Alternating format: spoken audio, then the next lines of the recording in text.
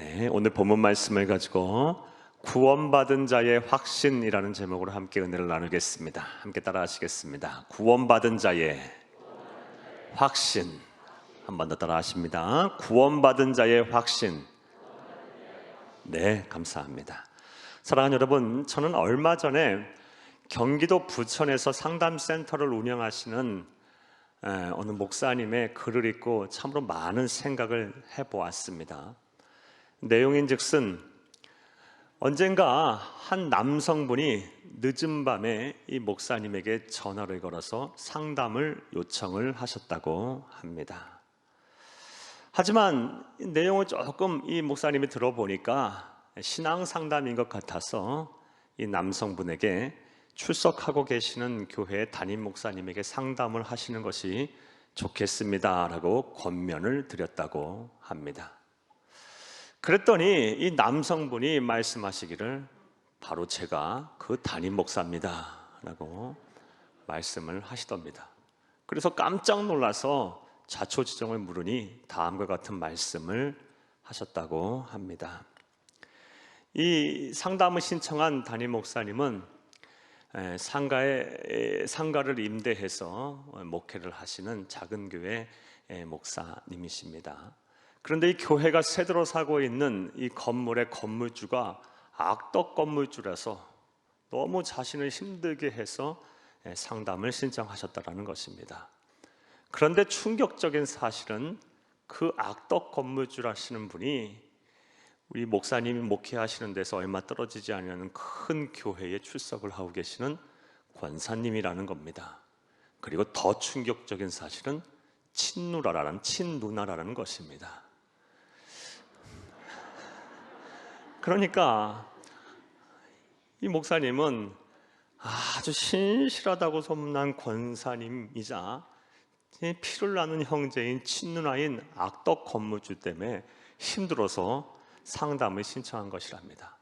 이 건물주 되시는 분이 얼마나 힘들게 하냐면 요즘 같은 세상에 여러분 고장 나면 와서 고쳐주고 이렇게 바로바로 해결을 해줘야 되지 않겠습니까? 하나 고장 나면 알아서 수리하라고 그러고 또 월세를 한 달이라도 밀릴 것 같으면 막 득달같이 달려와서 막 난리를 피운답니다. 사랑하는 여러분, 이 글을 읽으면서 참 여러 가지 생각을 해봤는데 그 중에서 구원받은 하나님의 백성은 세상을 어떻게 살아야 하나라는 것에 대해서 진지하게 생각을 해보았습니다. 사랑하는 여러분, 구원받은 하나님의 백성들은 세상을 어떻게 살아야 할까요? 우리들은 세상을 어떻게 사는 것이 하나님의 뜻이고 하나님께서 원하시는 바일까요? 이에 대해서 성경은 분명한 답을 하고 있습니다. 참 많은 말씀들을 하고 있어요. 이러한 많은 말씀들, 분명한 대답을 정리를 하면 크게 두 가지로 정리를 할 수가 있습니다. 첫 번째는 세상에 동화되지 말고 거룩하신 하나님의 백성답게 우리의 삶 또한 성결하고 거룩한 삶을 살라라는 것입니다. 이것은 먼저 베드로전서 1장 15절 말씀을 통해서 알 수 있습니다. 오직 너희를 부르신 거룩한 이처럼 너희도 모든 행실에 거룩한 자가 되라 라는 말씀하셨습니다. 성결한 삶, 거룩한 삶, 세상에 사는 사람들과 똑같이 살지 않고 구별된 삶을 살라라는 것입니다. 또 로마서 12장 2절 말씀을 통해서도 알 수 있습니다. 너희는 이 세대를 본받지 말고 오직 마음을 새롭게 함으로 변화를 받아 하나님의 선하시고 기뻐하시고 온전하신 뜻이 무엇인지 분별하도록 하라. 그러니까 이 세상의 문화와 가치관에 이렇게 휩쓸려 살지 말고 뜻을 분명히 정하고 하나님의 뜻을 잘 분별하여 성결하고 거룩하게 살라라는 것입니다. 먼저 성경에서 말하는 구원받은 자의 삶이란 세상에 동화되지 않고 거룩하고 성결한 구별된 존재로 살아가라라는 것입니다. 또 성경에서 말하는 구원받은 자의 삶이란 예수님의 제자로서 사명을 다하며 살라라는 것입니다. 이것은 먼저 예수를 믿기 전 예수 믿는 사람을 아주 핍박을 했다가 그 무엇보다 회심한 이후 그 누구보다 예수님의 제자로서의 본을 보인 사도 바울의 신앙 고백을 통해서 알 수가 있습니다. 갈라디아서 2장 20절 말씀에 보면 내가 그리스도와 함께 십자가에 못 박혔나니 그런즉 이제는 내가 산 것이 아니요 오직 내 안에 그리스도께서 사신 것이라. 이제 내가 육체 가운데 사는 것은 나를 사랑하사 나를 위하여 자기 몸을 버리신 하나님의 아들을 믿는 믿음 안에서 사는 것이라. 할렐루야. 사랑하는 여러분, 그러니까 이제 내가 사는 것은 나를 위해서 사는 것이 아니라 예수를 위해 살겠다라는 것입니다. 나는 죽고 예수는 살고, 나는 죽고 예수는 살고. 이게 바로 그리스도인의 삶이라는 것입니다. 구원받은 자의 삶이라는 것입니다. 예수님께서도 말씀을 하셨습니다. 부활하여 승천하시면서 마태복음 28장 19절에서 20절 말씀에 너희는 가서 모든 민족으로 제자를 삼아 아버지와 아들과 성령의 이름으로 세례를 주고 내게 분부한 모든 것을 가르쳐 지키게 하라. 볼지어다 내가 세상 끝날까지 너희와 함께 있으리라 말씀하시면서 제자로서의 삶을 살라. 사명 감당하고 살아라. 하나님의 나라를 이 땅에 이루라. 이것이 내 마음의 뜻이자 소원이다 라고 분명히 말씀을 하셨습니다. 그러므로 예수를 그리스도 믿어 구원받은 우리들은 먼저는 우리를 부르신 이처럼 거룩하고 성결한 삶을 살아야 하며 나아가 예수님의 제자로서 사명을 다 감당하는 삶을 살아야 할 것입니다. 할렐루야. 이게 구원받은 자의 삶입니다. 자, 그런데 이 두 가지를 온전히 준행하기 위해서는 반드시 우리가 가져야 할 것이 있습니다. 자, 그렇다면 그것이 뭘까요? 바로 우리를 구원하시고 우리에게 사명을 주신 하나님에 대한, 하나님을 향한 확신입니다. 사랑하는 여러분, 생각을 한번 해보시기를 바랍니다. 우리가 작은 이 부동산에도 투자를 할 때 그냥 투자합니까? 투자한 데에 대한 확신이 있을 때 투자하는 것 아니겠습니까? 수익률도 따져보고 입지 조건도 따져보고 리스크도 생각해보고 투자할 만한 가치가 있겠다는 확신이 있을 때 투자를 하는 것입니다. 하물며 돈과 재물과는 비교할 수도 없어 가치가 있는 우리의 삶과 생명을 하나님께 드리는 데 있어서 하나님에 대한 확신이 없어서야 되겠습니까? 하나님을 향한 확신이 분명히 있어야 우리가 거룩한 삶을 살 수도 있는 것이고 예수님에게 올인해서 예수님이 우리에게 주신 사명을 다 감당하는 삶을 살 수가 있는 것입니다. 그래서 오늘은 구원받은 자가 어떤 확신을 갖고 어떤 하나님을 향한 확신을 갖고 살아야 하는지에 대한 말씀을 드리며 은혜를 나누겠습니다. 큰 은혜가 되시기를 간절히 주의 이름으로 축복합니다. 사랑하는 여러분, 그렇다면 우리 구원받은 하나님의 백성들은 하나님을 향해서 어떤 확신을 가져야 할까요? 이에 앞서서 먼저 본문의 배경 내용 설명부터 여러분에게 좀 해드리겠습니다. 사랑하는 여러분, 본문 로마서는 1세기 서구 사회의 가장 큰 도시이자 영향력이 있었던 도시인 로마라는 도시 안에 세워져 있던 교회, 로마 교회를 향해 사도 바울이 보낸 편지입니다. 그런데 로마 교회는 다음과 같은 아주 특징이 있었어요. 여타 다른 초대교회와는 다른 특징이 있었습니다. 먼저 로마 교회는 여타 다른 초대교회들은 사도들의 복음 전도로 의해서 세워진 교회라면 로마 교회는 자생적으로 생겨난 교회입니다. 원근각처에서 살던 믿음이 좋았던 성도들이 로마라는 대도시에 모여 이주하면서 살면서 함께 모여 예배를 드리면서 생겨난 자생적으로 생겨난 교회입니다. 그러다 보니 태동 시점부터 로마 교회 안에는 믿음이 좋은 성도님들로 넘쳐났습니다. 그래서 원근각치로 이 로마 교회의 성도들이 믿음이 좋다고 소문이 날 정도였습니다. 또 다른 특징은 이 로마 교회의 성도들의 수준이 굉장히 높았다라는 거예요. 지적 수준도 높고 생활 수준도 높았습니다. 여타 초대교회 성도의 구성은 대체로 노예들이나 아니면 좀 힘들게 사시는 분들이 많았는데 이 로마 교회 성도들의 구성은 아주 공부도 많이 하신 분들, 또 당시 사회의 권력자들, 유력자들이 많이 포함이 되어 있었습니다. 신뢰할 만한 전승에 의하면 로마 황제의 어머니가 이 로마 교회의 성도였다라는 설이 있을 정도로 이렇게 지적으로 또 생활 수준이 높은 성도들이 많이 있었습니다. 따라서 그러한 교회를 향해서 사도 바울이 복음을 설명해야 했다면 어떻게 설명을 했겠습니까? 아주 논리적이고 체계적으로 설명을 해야 했을 것이고 또 그렇게 하였습니다. 이것은 오늘날에도 마찬가지입니다. 지적으로 좀 수준이 높으신 지식층을 향하여 복음을 전할 때는 어떻게 전해야 합니까? 단순한 언어, 감정으로 호소해서만 해서는 안 됩니다. 이성적으로 납득이 되어야 합니다. 논리적이고 체계적으로 설명을 해야 하는 것입니다.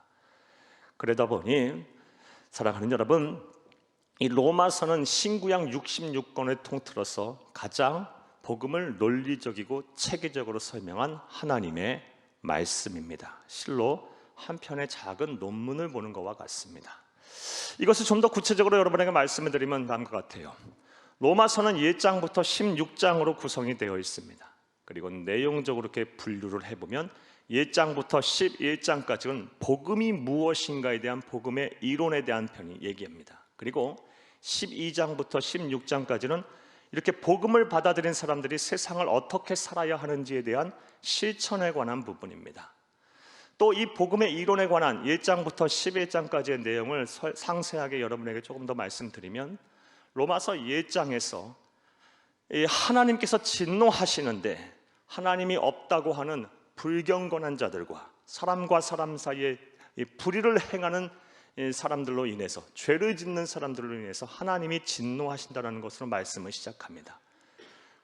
이렇게 하나님의 진노를 이야기하면서 자연스럽게 먼저 죄에 대한 이야기를 하고 죄론을 이야기하고, 그리고 이 죄에 대해서 심판하시는 하나님에 대해서 이야기를 하면서 자연적으로 주제가 하나님으로 넘겨가서 신론이 나오고, 그리고 이 하나님의 진노와 심판에서 벗어나기 위해서 우리에게 구원이 필요하지 않겠습니까? 자연스럽게 이 주제가 구원론으로 변하고, 또 이 구원에 이르는 방법에 대해서 이야기를 하는 과정에서 잘못된 구원의 방법인 율법에 대한 이야기가 나오고, 율법으로는 구원을 받지 못하고 새로운 의에게 의가 필요하다. 그것이 누구입니까? 바로 예수 그리스도라는 기독론이 나오고, 또 기독론이 이후에 그분의 영인 성령님에 대한 이야기가 자연스럽게 나와서 또 성령론이 나오고, 또 성령론 이후에 하나님의 백성이 세상을 어떻게 살아야 되는지에 대한 성화, 성결론이 자연스럽게 이어집니다. 이게 로마서의 핵심 주제예요. 그리고 사랑하는 여러분, 오늘 본문 말씀이 포함된 로마서 8장은 이렇게 1장부터 11장까지의 복음의 이론에 관한 설명 가운데 가장 핵심, 하이라이트인 부분이에요. 또한 이 로마서 이 8장은 복음에 대한 진수, 복음에 대한 정수를 느껴질 수 있을 정도로 아주 귀한 말씀들입니다. 그래서 어느 신학자들은 성경 모두가 다 사라지고 로마서 8장 하나만 남아도 우리가 구원을 받는데 문제, 지장이 없다라고 말을 했을 정도입니다. 또한 오늘 본문 말씀인 로마서 8장 31절과 39절은 이렇게 로마서 8장 안에 복음의 진수를 깨달은 사도 바울이 너무 기뻐서, 너무 황홀해서 황홀경에 빠져 하나님의 이름을 높이고 환희의 성과, 영광의 찬양을 부르는 장면입니다. 할렐루야!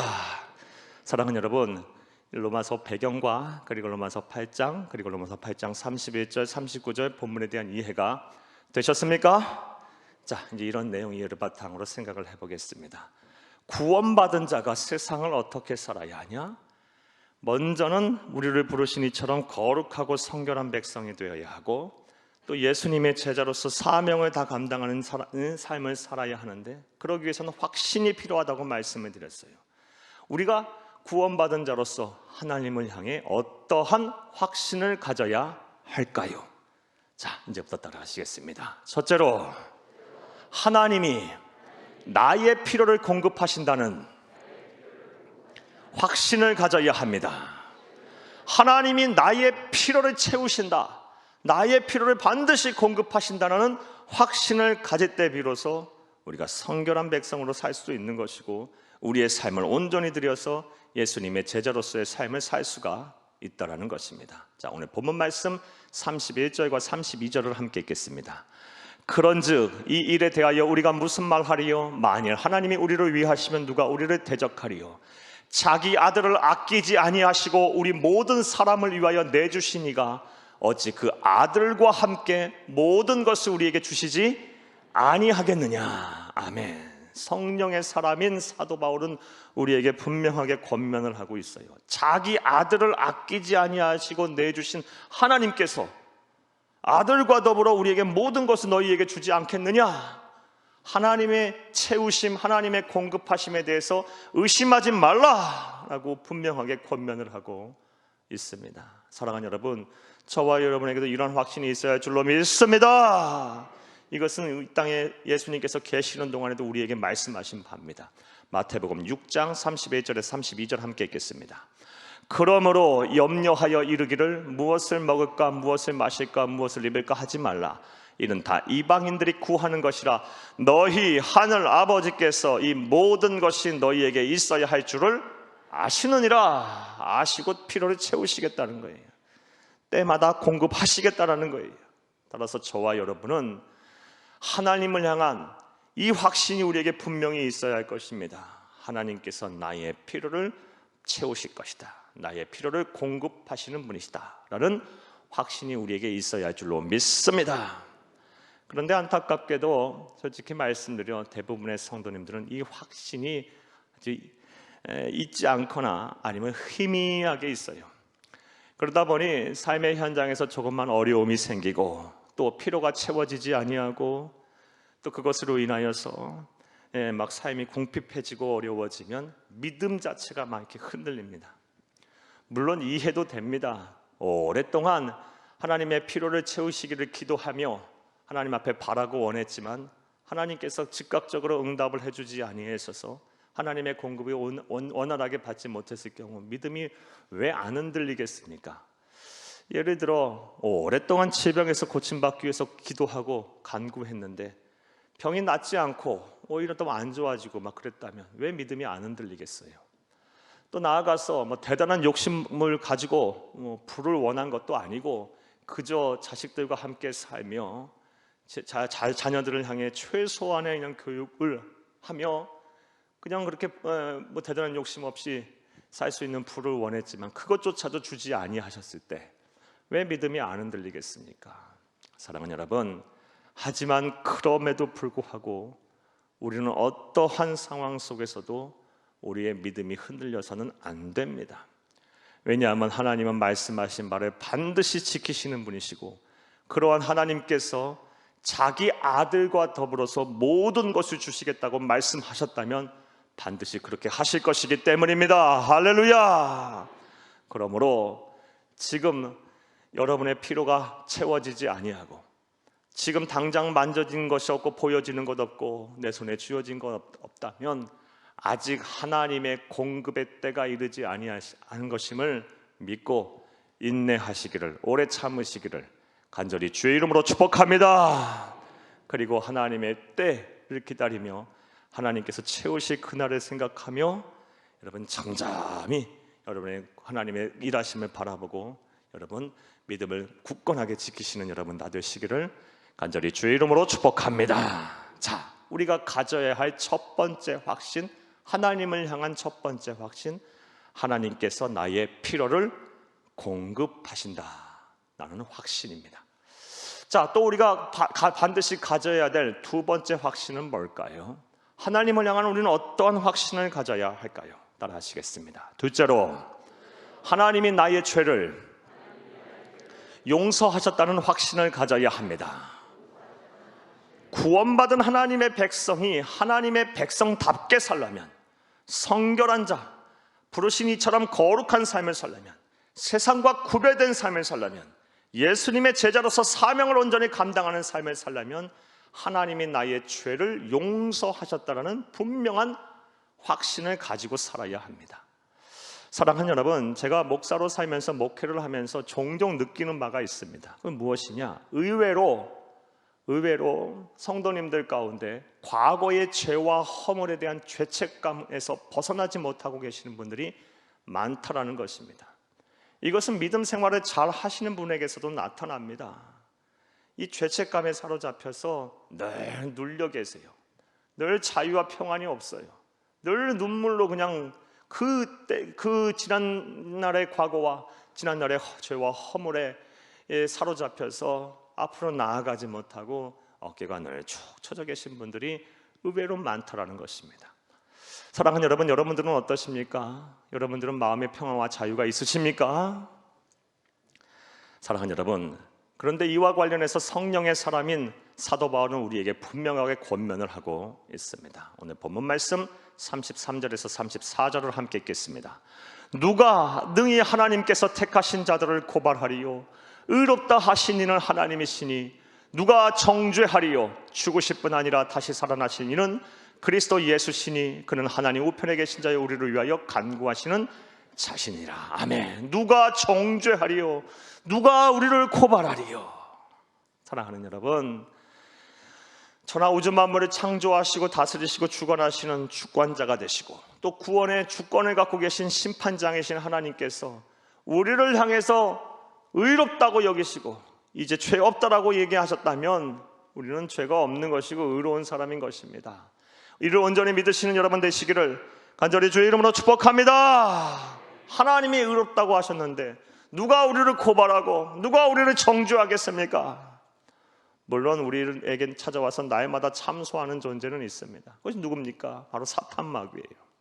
사탄마귀는 우리에게 찾아와서 우리의 심령 속에 계속 속삭일 거예요. 너 같은 것이 무슨 구원이라고, 너 같은 죄와 허물이 많은 사람이 무슨 복을 받겠냐고, 너의 가족이 그렇게 고생하는 거 다 너 때문이야, 네가 잘못 살아서 그래, 네가 죄가 많아서 그래, 네 지은 죄 때문에 그런 거야, 네 자녀와 후손들이 앞길이 열리지 않는 이유는 너가 잘못 살아서 그래, 네가 부족해서 그래, 네가 죄가 많아서 그래.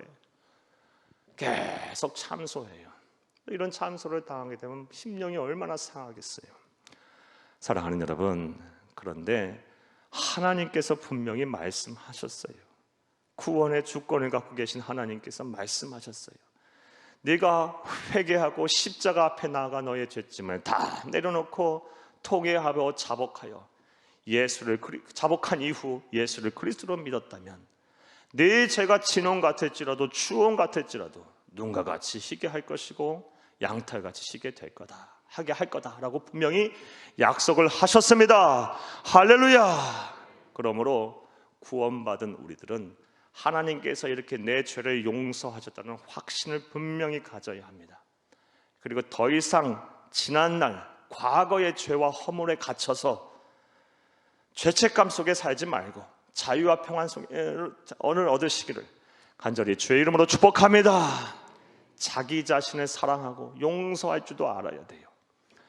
그리고 나서 하나님이 만드신 이 아름다운 세상에서 늘 감사하고 찬송하며 사시는 여러분들 되기를 간절히 주의 이름으로 축복합니다. 축복합니다. 두 번째, 우리가 가져야 할 하나님을 향한 확신, 하나님이 나의 죄를 용서하셨다라는 확신입니다. 자, 또 우리가 이 세상을 하나님의 자녀답게 살려면, 예수님의 제자로서의 사명을 온전히 감당하는 거룩한 백성 되려고 살려면 하나님을 향한 어떠한 확신을 가져야 할까요? 따라 하시겠습니다. 셋째로, 하나님이 나를 사랑하신다는 확신을 가져야 합니다. 한번 정리해 볼까요? 첫 번째, 어떤 확신을 가져야 합니까? 하나님이 나의 필요를 공급하실 것이라는 확신. 두 번째, 하나님이 나의 죄를 용서하셨다는 확신. 세 번째, 하나님이 나를 사랑하신다는 확신을 분명히 가질 때 비로소 내가 거룩한 삶을 살 수도 있는 것이고 내 귀한 생명과 삶을 우리 예수님에게 전적으로 맡겨서 예수님이 우리에게 명령하신 바를 다 준행하며 살 수가 있는 것입니다. 사랑하는 여러분, 오늘 본문 말씀 35절과 36절을 함께 읽겠습니다.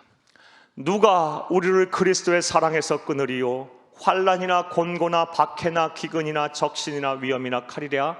기록된 바 우리가 종일 주를 위하여 죽임을 당하게 되며 도살당할 양같이 여김을 받았나이다 함과 같으니라. 아멘. 35절 36절을 보게 되면 우리 그리스도인이 이 세상을 살면서 당하는 무서운 시험에 대해서 열거를 하고 있어요. 자세히 설명을 드리면 먼저 환난입니다. 환난. 여기서 환난은 원어적인 의미로 볼 때 도리끼질을 당하다는 거예요. 도리끼질이 뭐예요? 추수한 이후에 탈곡할 때, 알곡과 쭉정이를 분리할 때 도리끼로 막 매질을 하는 것을 말해요. 여기서 환난은 육체적인 폭력을 당하게 된다는 거예요. 그리고 또 공고를 얘기했어요. 환난이나 공고나. 공고는 정신적인 핍박이에요. 정신적으로 막 고통을 받게 된다는 거예요. 우리 그리스도인들이 세상을 사는 가운데 반드시 예수 믿다가 이 정신적인 고통도 분명히 받게 된다는 겁니다. 또 이 박해는 뭡니까? 의도적으로 계획적으로 하는 핍박이에요. 이런 것도 우리가 받게 된다는 거예요. 또 나아가서 기근이나 적신이나, 이거 헐벗고 굶주림을 말하죠. 극심한 가난을 말합니다. 극심한 가난도 당하게 된다는 것이고, 또 칼이라 위협이라, 이건 생명의 위협을 말해요. 우리 그리스도인들이 이렇게 세상 살다 보면 때로는 환난도 당하고 육체적인 폭력도 당하고 또 공고 정신적인 고통도 당하고 또 나아가서 극심한 가난도 겪게 되고 나아가 이 막 생명의 위험도 때로는 받게 된다는 것입니다. 그래서 오늘 본문 36절에 마치 도살장에 끌려갈 양과 같이 여김을 받게 될 수도 있다라는 것입니다. 자, 상황이 이렇게 되면 어떻게 되겠어요? 대부분의 성도들이 믿음이 흔들리겠죠. 그런데 사도 바울, 성령의 사람인 사도 바울은 이러한 상황 속에서도 믿음이 흔들리지 않을 수 있는 그 방법을 분명하게 알고 있었고 또 제시하고 있습니다. 오늘 본 말씀 37절을 함께 읽겠습니다. 그러나 이 모든 일에 우리를 사랑하시는 이로 말미암아 우리가 넉넉히 이기느니라. 아멘. 하나님이 나를 사랑하신다는 이 확신으로 이겨내고 있어요. 우리를 사랑하시는 이로 말미암아 우리가 그냥 이기는 것도 아니고 넉넉히 이기느니라. 사랑하는 여러분, 하나님이 나를 사랑하시다는 확신을 가지고 어떠한 시험과 환난 속에서도 믿음을 잃지 않는 성도님들이 다 되시기를 간절히 주의 이름으로 축복합니다. 하나님이 나를 사랑하신다는 확신. 본문에서는 이 하나님의 사랑이 얼마나 크고 위대한지 또 그 사랑에 대해서 설명까지 하고 있어요. 우리 본 말씀 38절에서 39절을 함께 읽겠습니다. 내가 확신하노니 사망이나 생명이나 천사들이나 권세자들이나 현재일이나 장래일이나 능력이나 높음이나 기쁨이나 다른 어떠한 피조물이라도 우리 주 그리스도 예수 안에 있는 하나님의 사랑에서 끊을 수 없으리라. 아멘. 많은 단어를 열거하면서 하나님의 사랑을 말하고 있어요. 내가 확신하노니 사망이나 생명이나 천사들이나 권세자들이나 현재일이나 장래일이나 능력이나 높음이나 기쁨이나 다른 어떠한 피조물이라도 우리를 사랑하시는 우리 주 예수 그리스도 안에 있는 하나님의 사랑에서 끊을 수가 없으리라. 많은 단어를 통해서 열거하면서 하나님의 사랑을 이야기하고 있지만 그 뜻은 하나예요. 그 무엇으로도 그 누구도 나와 하나님의 관계, 나를 사랑하시는 하나님의 사랑을 끊을 수가 없다라는 것입니다. 즉 저와 여러분은 하나님의 사랑에 이렇게 매여 있는 자들이에요. 하나님이 아주 크고 위대하신 그 하나님께서 사랑의 동아줄로 우리를 꽉 묶고 계세요. 그러므로 저와 여러분은 이 세상 사는 가운데 혼자가 아니에요. 두려워할 필요도 없고 낙심할 필요도 없고 염려와 근심 속에서 좌절할 필요도 없어요. 외로워할 필요도 없어요.